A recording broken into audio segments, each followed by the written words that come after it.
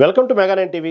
నా పేరు రహీం. ఎక్కడెక్కడో పరిశ్రమలు ఏర్పాటు చేసే బదులు సొంతూరులో కంపెనీలు పెట్టండి ఔత్సాహిక పారిశ్రామికవేత్తలకు చేనేత జౌళి శాఖ మంత్రి సవిత పిలుపునిచ్చారు. మన ప్రాంతాల అభివృద్ధిలో భాగస్వాములై యువతకు ఉద్యోగాలిచ్చి రాష్ట్రానికి దేశానికి ఆదాయం వచ్చేలా సహకరించాలని కోరారు. ప్రతి ఇంటి నుంచి ఒకరిని పారిశ్రామికవేత్తగా తీర్చిదిద్దాలనే లక్ష్యంతో సీఎం చంద్రబాబు నాయుడు కృషి చేస్తున్నారన్నారు. అందులో భాగంగానే రాష్ట్ర వ్యాప్తంగా ఎంఎస్ఎంఈలో పార్కులు ఏర్పాటు చేస్తున్నారని మంత్రి తెలిపారు. రొద్దంలో 59 ఎకరాల్లో ఏర్పాటు చేయబోతున్న ఎంఎస్ఎంఈ పార్కుకు మంత్రి సవిత భూమి పూజ చేశారు. ఈ సందర్భంగా నిర్వహించిన సమావేశంలో ఆమె మాట్లాడారు. మన విజనరీ లీడర్ ఇండస్ట్రీస్ అంటేనే తెలుగు రాష్ట్రాల్లో కనిపించే మొట్టమొదటి వ్యక్తి ఎవరు? చంద్రబాబు నాయుడు గారు. ఇరిగేషన్ ప్రాజెక్టులు కనిపిస్తున్నాయి రాయలసీమలో, ఈ ఆంధ్రప్రదేశ్లో అంటే కనిపించే అపర భగీరథుడు మాన్యశ్రీ ముఖ్యమంత్రి చంద్రబాబు నాయుడు గారు. మరి ఈ రాష్ట్రం విడిపోయి కూర్చోడానికి కుర్చీ కూడా లేని సమయంలో ఈ రాష్ట్రం లక్షల కోట్ల అప్పులో ఉంది.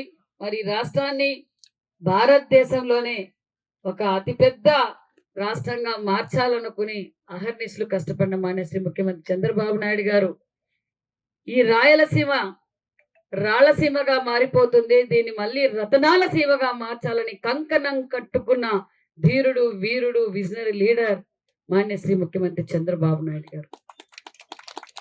వాస్తవానికి అన్న నందమూరి తారక రామారావు గారు తెలుగుగా పునాదులు వేస్తే మళ్ళా దానిని అమలు పరిచిన వ్యక్తి మన చంద్రబాబు నాయుడు గారు. మరి రాయలసీమ అంటేనే నీళ్లు లేవు, తట్టా బుట్ట నెత్తిని పెట్టుకొని ఆ పక్క ఈ పక్క వాళ్ళంతా బెంగళూరు పోతా ఉంటే, ఆ పక్క వాళ్ళంతా హైదరాబాద్ పోవడం, తెలంగాణకు పోవటం, ఇలా మనం అంతా చూసాం. మరి ఈరోజు మనం తాగునీరు సాగునీరు అందుతున్నాయి అంటే అది చంద్రబాబు నాయుడు గారే కారణం అన్న విషయం మీకు అందరికీ తెలుసు. మరి తాగునీరు సాగునీరుతోనే వదిలేశారా? ఈ తాగునీరుతో ఈ సాగునీరే కాదు, ఇక్కడ పరిశ్రమలు తీసుకురావాలి. పరిశ్రమలు తీసుకొస్తే వేలాది మందికి, లక్షలాది మందికి ఉపాధి చూపించగలమవుతాం. ఇతర రాష్ట్రాలకి వీళ్ళు వెళ్ళవలసిన పని లేదని చెప్పే ప్రపంచమంతా మన వైపు చూసే విధంగా కియా ఇంటర్నేషనల్ సంస్థను తీసుకొచ్చిన గొప్ప వ్యక్తి మాన్యశ్రీ ముఖ్యమంత్రి చంద్రబాబు నాయుడు గారు. మరి కియా ఒకటే వచ్చిందా? కియా ఒకటి చంద్రబాబు నాయుడు గారు ఇక్కడికి తీసుకొస్తే కియా అనుబంధ సంస్థలు కొన్ని వందల సంస్థలు ఈ రోజు నైట్ మనం బెంగళూరు నుంచి వచ్చినా, హిందూపూర్ నుంచి వచ్చినా మనం ఒక పెద్ద సిటీ లాగా కనిపిస్తుంది. ఈ రోజు లక్షలాది మందికి మనం ఉపాధి చూపించగలుగుతున్నామంటే అదే విజనరీ చంద్రబాబు నాయుడు గారి లక్ష్యం. మరి గత ప్రభుత్వం ఒక్క ఛాన్స్ అని చెప్పింది, వచ్చింది. ఆ రోజు మనం అధికారంలో వచ్చి ప్రతిపక్ష నేతగా ఇదే జగన్మోహన్ రెడ్డి గారు మన కియా దగ్గరకు వచ్చి, కియా లేదు ఏమీ లేదు, మీ భూములన్నీ ఎనిక్కిప్పిస్తానని చెప్పిన జగన్మోహన్ రెడ్డి అధికారంలోకి రాగానే కియాలు కూడా తోలేయాలా, వాళ్ళ జే ట్యాక్స్ కట్టలేక కియాను కూడా తోలేయాలనే సమయంలో స్థానికులు అందరం నిలబడి మళ్ళా మనం కియాని నిలబెట్టుకున్నాం. మరి ఈరోజు మళ్ళీ ఈ రాష్ట్రానికి మళ్ళీ ముఖ్యమంత్రి చంద్రబాబు నాయుడు గారు అవుతానే పరిశ్రమలు వస్తాయి.